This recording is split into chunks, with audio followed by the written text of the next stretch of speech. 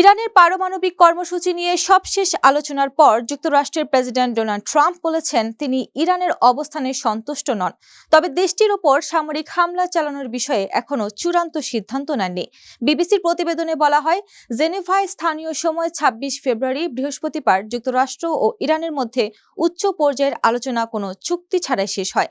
প্রতিবেদনে আরও জানা যায়, যুক্তরাষ্ট্রের যা দরকার তা দিতে রাজি নয় ইরান। এ কারণে ট্রাম্প ইরানের প্রতি অসন্তুষ্টি প্রকাশ করেছেন, তবে এখনই ইরানের উপর সামরিক শক্তি ব্যবহার করতে চান না বলে জানিয়েছেন ট্রাম্প।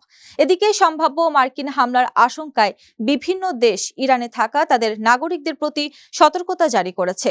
যুক্তরাজ্য তেহরানে তাদের দূতাবাসের কিছু কর্মী সাময়িকভাবে প্রত্যাহার করেছে এবং ইসরায়েলে জরুরি ছাড়া ভ্রমণ না করার পরামর্শ দিয়েছে।